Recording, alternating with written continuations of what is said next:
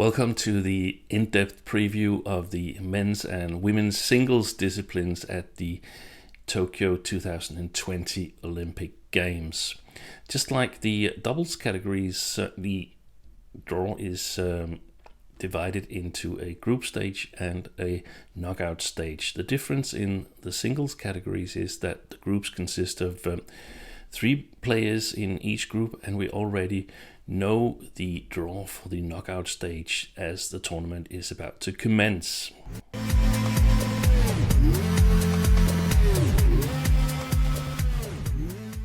Another difference between the singles categories and the doubles categories is that there's significantly more participants in both men's and women's singles, 42 in men's and 43 in women's singles, so approximately 2.5 the amount of entries in each double category.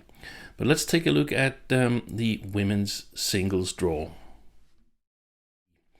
So 43 players in total, and even though we've always discussed that there's a lot of depth in the women's singles department, I don't know if we always discussed it, but recently there's been a lot of depth in the women's singles department, then the qualification rules for the Olympic Games has an impact, and that means that the 10 first on the qualifying list, they're all here, but from number 11 and onwards, there's limitations as to how many players each NOC can enter into the Olympics. So out of top 50, there's 26 players here in Tokyo. So that means that there's 17 players that are actually ranked below top 50 on the Olympic qualifying list that has made it here to the Olympic tournament. And I've taken the liberty of removing some of the players that I feel might struggle to get out of the group stage. I've removed them from the groups here as we continue with the preview. And then it's going to look a little bit like this, I think. ChenYufei in Group 1. She might have a good match against Neslihan Yiğit from Turkey, but I'm certain that ChenYufei will prevail. The same goes for Ungbam Rungfan in Group D, who were in a fierce battle with compatriot Pompavi Chuchungwong to qualify for the Olympics. She's facing Christine Kuba from Estonia in the group stage, and that could also be a good match, but clearly with the Thai player as the overwhelming favorite. So we have Nozomi Okuhara. She has a group with a couple of players from top 30, Evgenia Kosetskaya from the Russian Olympic Committee and Yvonne Lee from Germany. I still feel that Nozomi Okuhara is a reasonably safe qualifier for the knockout stage. So it's primarily in the bottom half of the knockout draw, so to speak, that I see the interesting encounters in the group stage. P.V. Sindhu, the reigning world champion and reigning bronze medalist from 2016 in Rio. She's up against Chong-Yan Yi from Hong Kong in the group stage, and that's got everything in it to be a great match. But as you can see in the circles with the players' names, P.V. Sindhu is leading 5-0 in head-to-head against the Hong Kong player. Kim Ga-eun in the group below, in Group K. Kim Ga-eun from Korea, the 12th seed. She's up against Yu Jamin from Singapore, and Yu, she's definitely shown that she's a strong player and she should be reckoned with. They haven't played before, so that's going to be a really interesting match in the group stage there.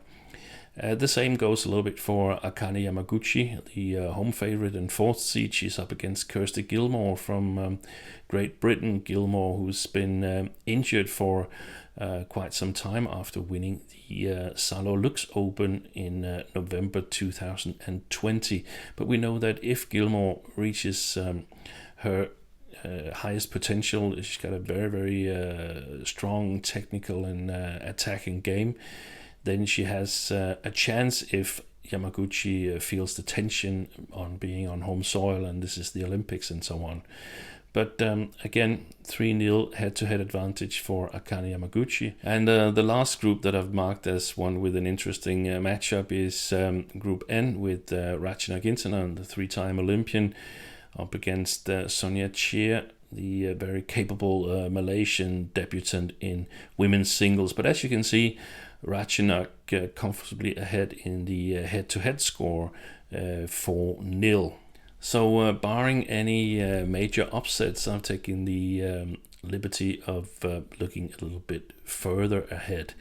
I think it's really difficult to project the outcome of Group K with Kim Ga-eun and Yu Jamin. I think it could go both ways. So Yu Jamin is the only non-seed that I have left when we reach the knockout stage, or potentially have left. She would have to win the group in order to progress to the knockout stage. But I think the seeds are clear favorites to win all 14 groups, and then it's interesting to look at the matchup in the last 16 matches. An Se-young is 2-0 up against Ongbam Rongfan. Okuhara convincing 8-3 head-to-head score against Michelle Lee, and also a convincing score for her Bingjiao against Zhang Bei Wen. P.V. Sindhu is 4-1 up against Mia Blichfeldt, who defeated Sindhu back in Thailand in January, where the Indian was without coaching.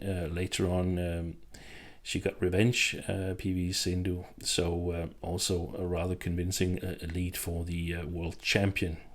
Now, Akane Yamaguchi, she has no head-to-head record against Kim Ga-eun, and a 2-1 head-to-head record against Yu Jamin from Singapore.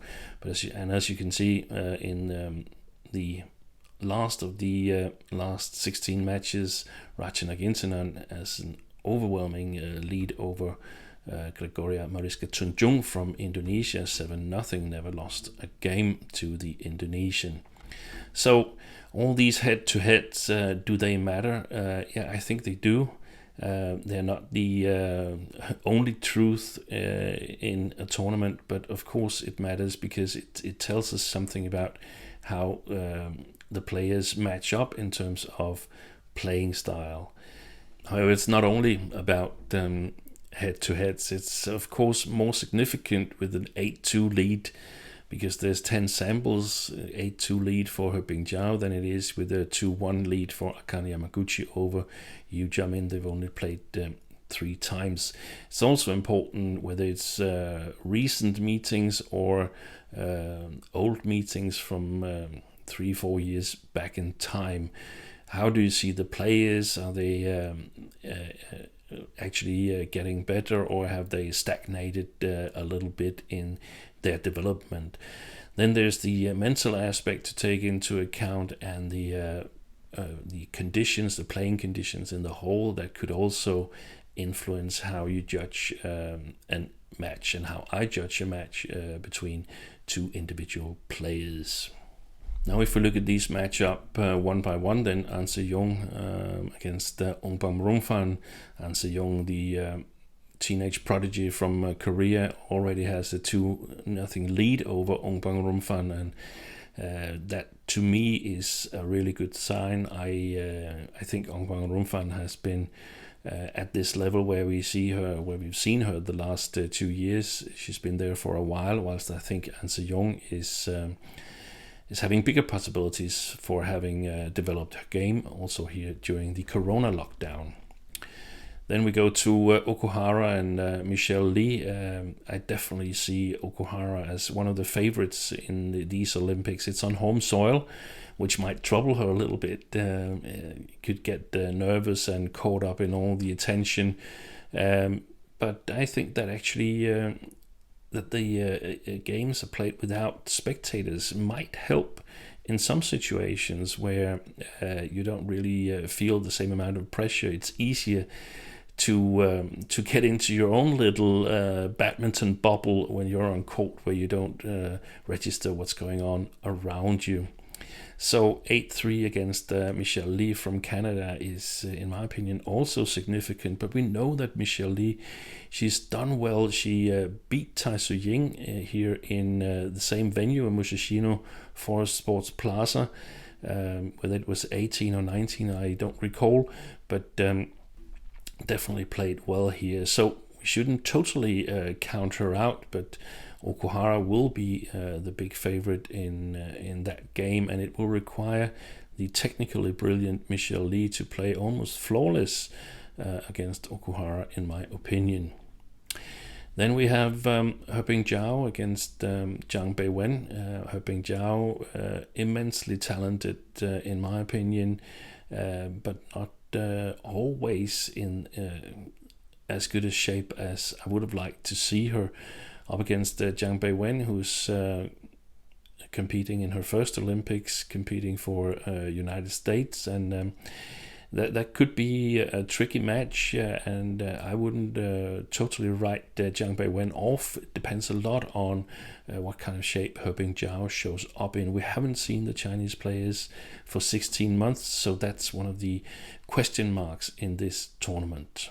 Mia Blichfeld against P.V. Sindhu. Mia Blichfeld should, of course, take courage in the fact that she defeated P.V. Sindhu in Thailand earlier this year in January. It was special circumstances there where P.V. Sindhu was without a coach because of a COVID-19 situation, and she got revenge over Mia Blichfeld later on. So I still see P.V. Sindhu as the favorite there. I know Blichfeld has struggled a lot with injury and getting back from injury, so she must also be a little bit in the dark as to where she stands. Now, the match with Okuhara Yamaguchi could be really, really interesting. Few samples, if any, with her opponent there, but she's played well in this arena here in Tokyo, and I still see her as a rather solid player. So, in my opinion, she stands a good chance of moving on to the quarterfinal stage. Ratchanok up against Gregoria Mariska Tunjung. I have really no inside information on their preparations, but I just think 7-0, that is very, very significant, and that would be a sensation if Gregoria Mariska Tunjung, the former world junior champion, could beat the former world junior and senior champion Ratchanok Inthanon in the first match after the group stage. So if those predictions hold true, then we end up in a quarterfinal stage that looks something like this.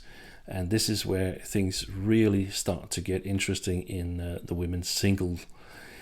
ChenYufei got a 4-0 lead over An Se-young from Korea, but the last two matches they played went to 3 games. So that's a tough one.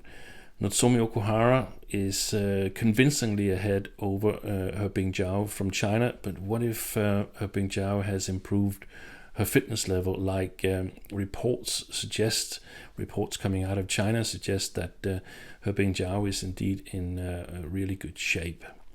Then there's P.V. Sindhu against Okuhara Yamaguchi. They played each other on many occasions, and that would also be a dynamite match in my opinion.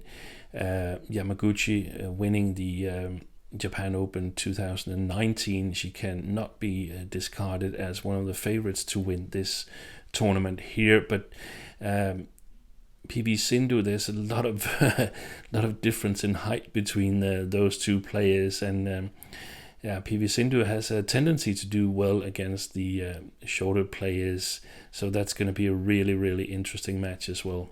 And then we have Ratchanok against Tai Tzy Ying in the last quarter there, played 29 times and it's only one match in between them, so one of them had to lead this match here. And in those terms, you could say that it's actually a nightmare draw for Tai Tzy Ying. She's drawn against Ratchanok here in the quarterfinal, and an eventual semifinal. If she gets past Ratchanok, that's not really looking easy as well. Now, this is a situation where I would like to take it a step further and go to the podium finishes. But it's really, really difficult, and it's really tricky, but it's also exciting that the women's singles is so close. I feel that I can argue for each player why that particular player is going to win the Olympic Games, but I can also argue the opposite way and tell exactly why she couldn't do it. Let's start with ChenYufei as the top seed. I think if the tournament could be played without nerves, I'm almost positive that ChenYufei would win it. It's an arena that suits her. It's not very windy, and she's played extremely well. But the thing is that she's not played well in majors. She didn't play well in the Uber Cup 2018, to say the least. She lost to Ratchanok for the first time ever. She lost in the group stage to Mia Blichfeld. She didn't play well in the 2018 World Championship. She didn't play well in the 2018 Asian Games.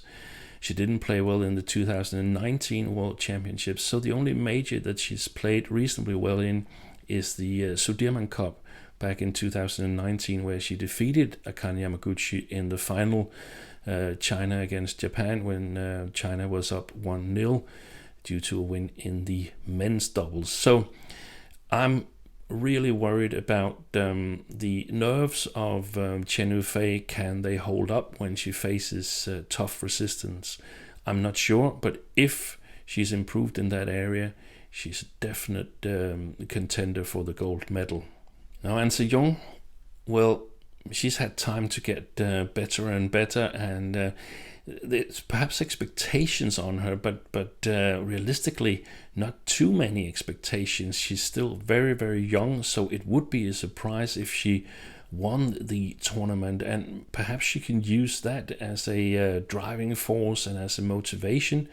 And I mean, who of the other 7 wouldn't be a little bit scared facing An Se Young? I would like to face her with her smartness, with her tactical awareness, and her solid defense. The attack has always been questioned, or has recently been questioned with An Se Young, but she's had time to prepare for these Olympics, so maybe she's showing a different side to us, where she actually has become stronger at scoring her own points against the very best players in the world. Then it's Nozomi Okuhara. She's played really, really well since the lockdown. She won Denmark Open, and she won the All England. Didn't play in the bubble in Thailand because the entire Japanese team turned around in the airport when Kento Momota was diagnosed with COVID virus. So she's actually made the most of it, and has actually, in my opinion, been the best player together with the injured Carolina Marin here since the lockdown after the All England in 2020. She's up against her Bingjiao, and she's got a good record against her. I placed a black horse there or a dark horse actually, because I think her Bingjiao is the dark horse. She has the potential. She's shown that on a number of occasions, but until now, she hasn't really been in a shape that allowed her to benefit from her excellent badminton skills. If she is that, then she's going to be a threat.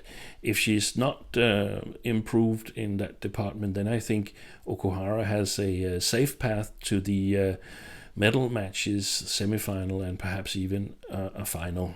And her Bingjiao, well, she should take courage in the fact that it's 2-2 in the last 4 matches in the head-to-head against Nozomi Okuhara. So she knows that it's definitely possible, and there's also the chance that the toll of being on home soil and being amongst the favorites is just too much for Okuhara. The Olympics is a different animal, so to speak. It's the tournament that everybody wants to win, even though it's perhaps not the strongest in terms of participation. It's the most difficult to win because it's only every 4 years, and that affects the players. There's no doubt about it. So it takes a lot of mental strength to win an Olympic tournament. So we move on to P.V. Sindhu, who is, in my opinion, the basically the opposite of ChenYufei. Whereas ChenYufei hasn't played really well in majors, but recently played really well outside the majors, then P.V. Sindhu has not done that well in the World Tour tournaments, but she's done extremely well in the majors. Bronze medals in the World Championships, silver medal from Rio, and world champion in 2019. So she has a tendency to raise her game at the big occasions. She's also a player that I wouldn't want to see on the opposite side of the net if I were her opponents, because she's in these major tournaments, she's hard to beat. Fantastic ability to retrieve and get a lot back, especially if the opponents are a little bit to the lower side, like Okuhara, Yamaguchi. But she can also punish them with her smashes if she gets the chance later on in the rallies. I have my doubts as to what kind of shape P.V. Sindhu is in, whether she's been able to develop her game since the World Championships back in 2019, because I feel that she's got to do that if she wants to go one step better than back in 2016 in Rio. Akane Yamaguchi is definitely one of my hot favorites to win the title. She won the tournament back here in 2019. She didn't lose a game the entire tournament, and she made it back-to-back victories because she came off a win in Jakarta. So it shows that she can play in totally different playing conditions. She came off a win in Indonesia Open, where she lost one game throughout the whole tournament. That was in the first round to the former Olympic champion from 2012, Lee Zii Hia. So Yamaguchi, she hasn't really got a bad record against a whole lot of players. She's very even with them, and a lot depends on what kind of shape she's in. And if she's in good shape, like she was in the spring of 2019, then she's going to become really, really dangerous here. Now, one of the things that I feel is that I hold a little bit against her is that she lost to P.V. Sindhu in the quarterfinal of this year's All England, and that was a little bit disappointing because even though Sindhu was getting into better shape, I really don't think she was that impressive, and that Yamaguchi was not able to do more. That's a little bit worrying. So that holds back the top billing perhaps a little bit, but she's still perhaps even my biggest favorite to win this title. Ratchanok Inthanon is definitely one of the most talented players we've ever seen in women's singles. World champion back in 2013, but since then I feel that she's gotten a little bit too little out of her talent, especially in the majors. Now you could say that that is due to Carolina Marin, but actually it's not Carolina Marin who's knocked Ratchanok Inthanon out of the majors. So that's a challenge for her to do better this time, and you could say that in her third Olympics you would think that she had the experience that's needed to do well. She's drawn Tai Tzy Ying, who by many is favored to take this title, and many hopes that she would finally get this title because she's played so well in the World Tour events, and it's just like the major win and even the major medal has eluded her. Tai got that gold medal back in 2018 in the Asian Games, and that sort of got the monkey off her back, so to speak. But I think she would like to do well here at the Olympics, as well as she's still contemplating whether to continue after the Olympic Games, continue playing badminton. I hope she will. I definitely hope she will continue playing, because it's such a beauty to watch her play. And I mean, this match could be the match of the Olympics, watching these two play each other, a little bit like Lin Dan, Lee ChenYufei, because they match up so well in the period where Tai Tzy Ying was so convincing.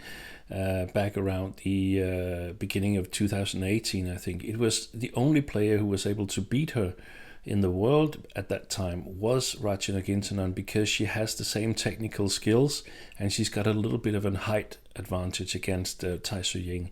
That could be decisive in a match here in a stadium that's not that fast playing, not at all like Istoria, where Tai Tzy Ying won her Asian Games gold medal.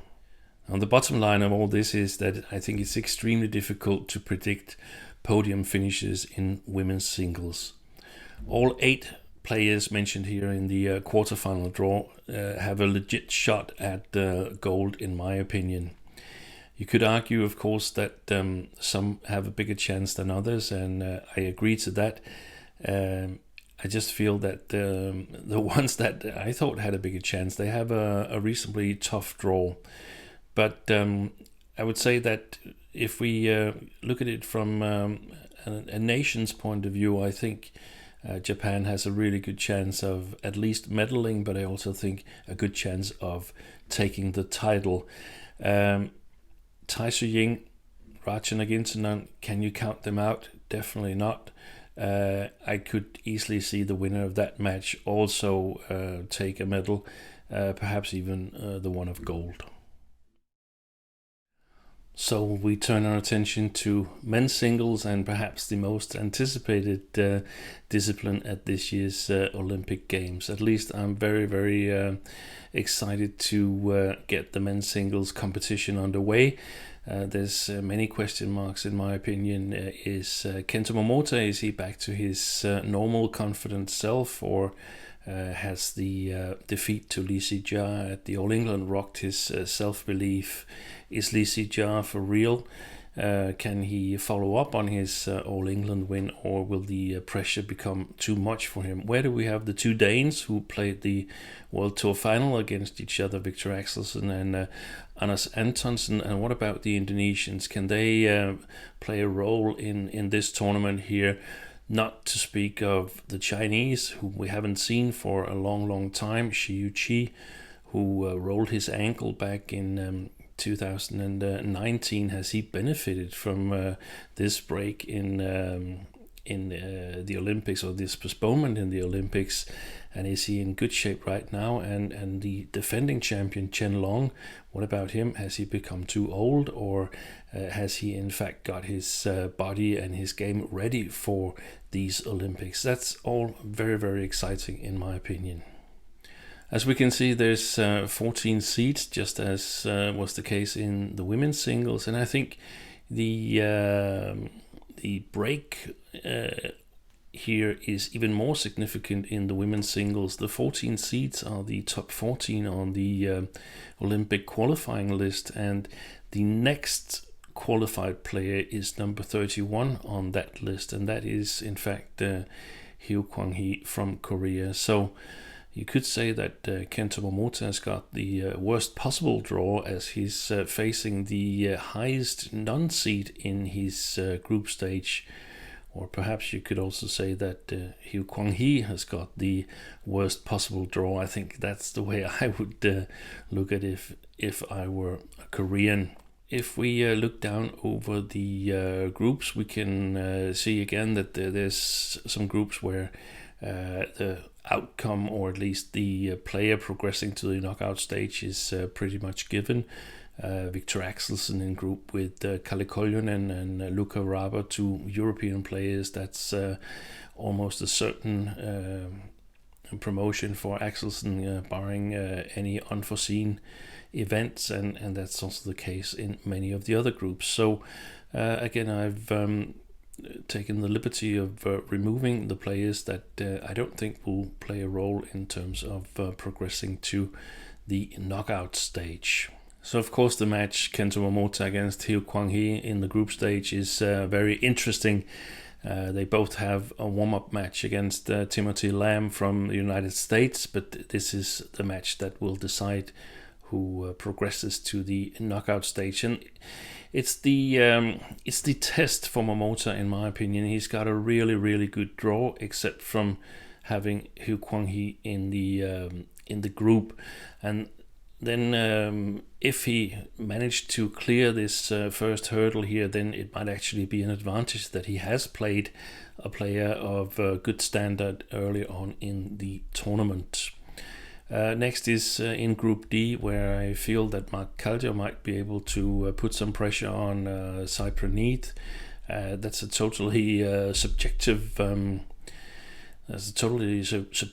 opinion here. I just feel that both players are keen on playing rallies, and there could be an upset lurking here. On the other hand, if Sai Praneeth gets his game going, he might be controlling the match totally, and we shouldn't forget that the last man in this group is Misha Silberman, who defeated Mark Kallio at the European Games back in 2019. So good chances for Sai Praneeth to progress anyway. Then we have another of those subjective senses that perhaps Nat Nguyen, the Vietnamese-born Irishman, could give a good match against Wang Tzu-wei from Chinese Taipei. I still have Wang Tzu-wei as the big favorite to win this group, even though they haven't played before, or perhaps because they haven't played before.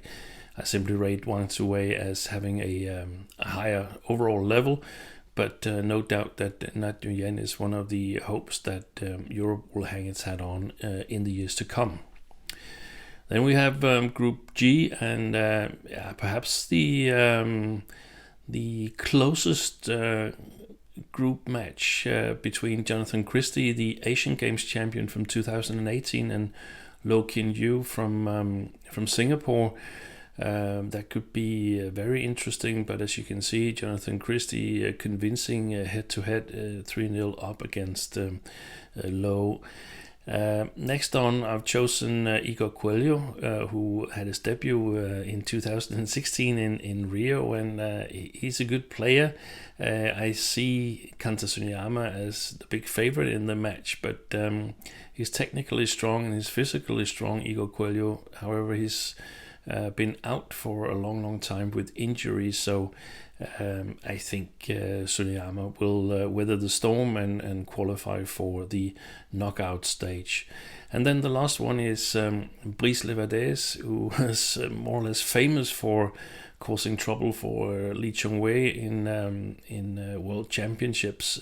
So now he's facing another Malaysian in Lee Zii Hia, and people are thinking, can he do it again? Is it possible? Can he create an upset? And we can see the head-to-head score is 1-1, but I have to say I don't think Brice he can do it this time. I think it's a long time since we've seen him at his highest level, and I think Lee Zii Hia, with his controlling playing style, aggressive playing style, he will take the initiative in that match and not allow Brice Levadès to cause him trouble. The only thing is, if the pressure, the burden, if you could say that, of being an All England champion and sort of taking over for Lee Chong-wei, who won 3 consecutive silver medalists for his country, if that becomes too much, if Brice Levadès can get off to a good start, then he might be able to trouble Lee Zii Hia. But I would say my money is on the Malaysian. So if we update the draw with those predictions, then it looks a little bit like this. Sai Praneeth and Mark Kallio, I've left them standing. I still think Sai Praneeth is the overall favorite to win the group, but I've left them just for explanatory purposes. As you can see, no matter who comes out of that group, Long from Hong Kong. He has an overwhelmingly good head-to-head. He's 3-1 up against Cypronese, and he's 4-0 up against Mark Calger. So things looking bright for Long in terms of the matches in the last 16 in the knockout stage. The other one I've also left standing is Brice Levadès and Lee Zii Hia. After all, it's 1-1 in head-to-heads. And as we can see, Lee Zii Hia against my predicted winner of Group N, the reigning champion Chen Long. Lee Zii Hia is 2-2, whilst Chen Long is 6-1 over Brice Levadès. So this is how I think the last 8 could look like in the knockout draw. As I mentioned, Long favorite over whoever comes out of Group D. Viktor Axelsen 2-0 up against Wang Zuwei. Not a match to take lightly, but still, I mean, playing someone you haven't lost to, that's a good thing. And Axelsen looked strong in Thailand in January, where he won both the World Tour events there and finished runner-up in the World Tour finals and also runner-up at the All England. So definitely amongst the big favorites, the tall Dane. Then it looks interesting in the bottom part of the upper draw, where I think Jonathan Christie will face Xiu. It's 4-3 in head-to-heads, and that's a very, very interesting match in my opinion. Can Jonathan Christie refine some of the form he had back in 2018 when he surprisingly won the Asian Games gold? Or is Xiu the one who's benefited the most from the postponement of the Olympics? Is he over his injury and had time to prepare and practice well before these Olympic Games? If we go to the lower half of the draw, then we have Kanta Suneyama, whom I predict to win Group I, and Anthony Sinisuka Ginting in Group J. Could be challenged or made to work by the tall Sergei Sirant from the Russian Olympic Committee.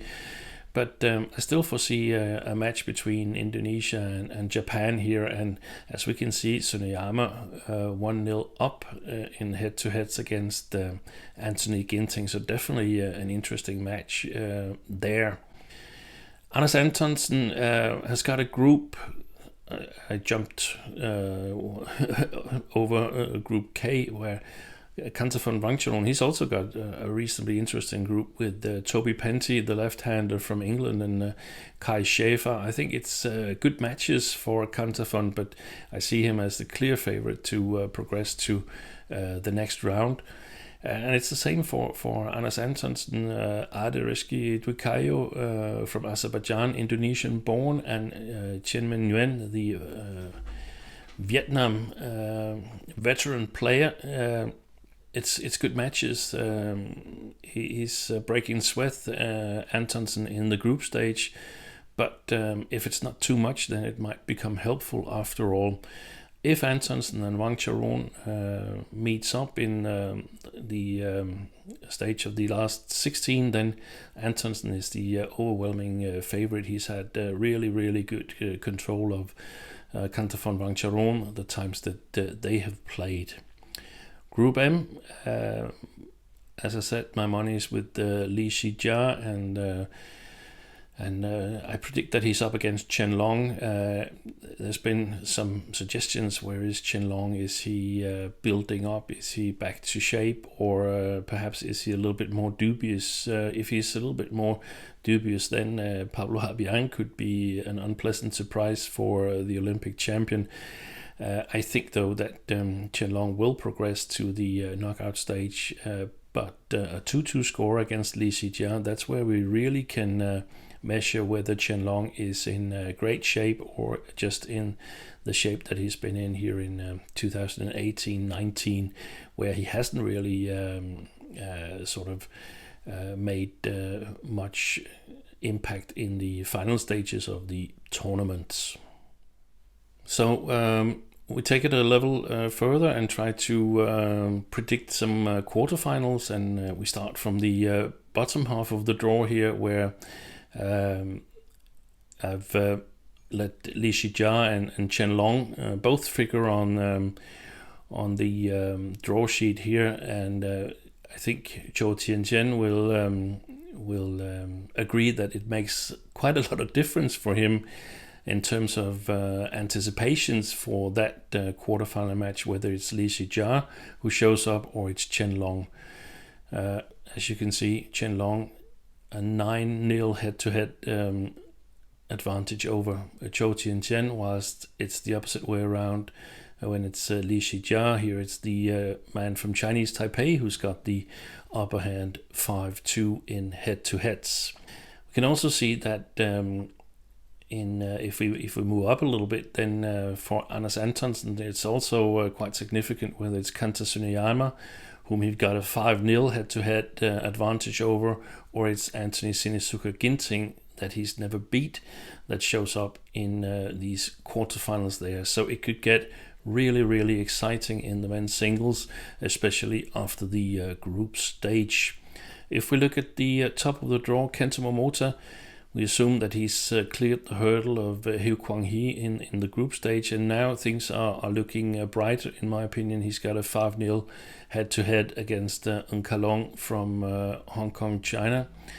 And Viktor Axelsen also in good shape in terms of head-to-heads, no matter whether it's Jonathan Christie or Shi Yuqi who shows up in the quarterfinal. As we discussed in women's single, of course, you cannot only count head-to-heads. It's also got something to say. What about the stadium, the size? Is there any drift? How are the shuttles and so on? I don't think there's any changes in that in terms of Axelsen's matches. He should still be the favorite. It shouldn't be a stadium that was to his disadvantage, so to speak. Anthony Ginting, if he makes it through to the quarterfinal against Antonsen, then it could be a matter of mental pressure, and also Antonsen is one of the younger players and up-and-coming players, so being 3-0 up there head-to-head might not be as significant as the figures say. The Danes have had a good chance of looking at some video. There's been a lot of time between the period when Anders Antonsen knew that he was going to the Olympics and they have actually left for Tokyo, so lots of time to prepare and come up with solutions as to how to challenge Anthony Ginting. So some interesting quarterfinals ahead of us, and based on those matches, I think I'm ready to make my podium predictions in the men's singles.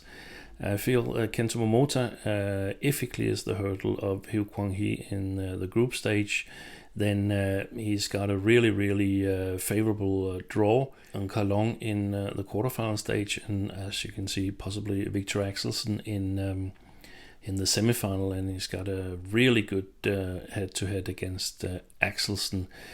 From Group G and Group H, Jonathan Christie, Shi Yuqi, they have a tough match between them, and then perhaps facing Viktor Axelsen in the quarterfinal. That might be too much. I think the cumulative mental stress of playing equal matches throughout the tournament could very well be decisive.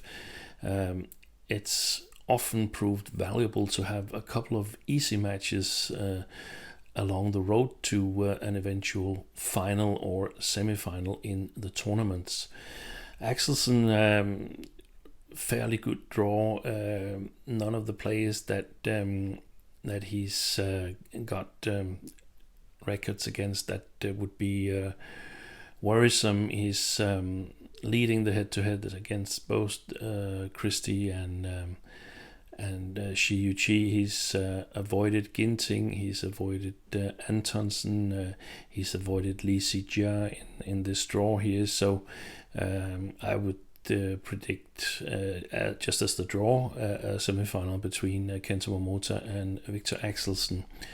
Who wins that match? That is a good question.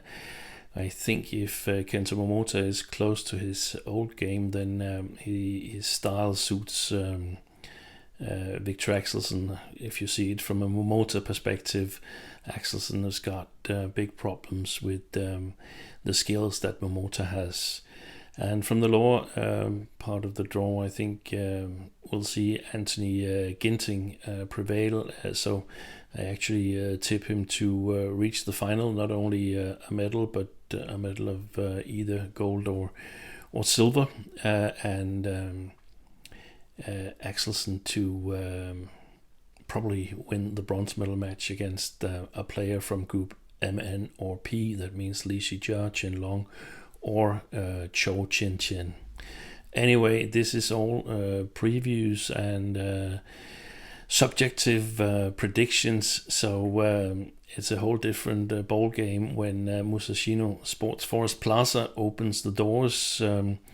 Actually, a little bit later today. Starts at 2 o'clock Danish time. That's 9 o'clock Japanese time in the morning, with some very, very interesting matches.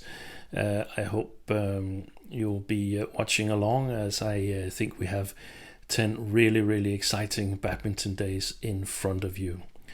Now, if you liked this preview, then please consider giving the video a like. That would help the channel a lot. Also subscribe so that you'll get notified when new videos are up. And that's pretty much all for me here. And so now we're ready to watch the opening of the Olympic Games and enjoy all the badminton and excitement in the 10 days to come. Bye for now.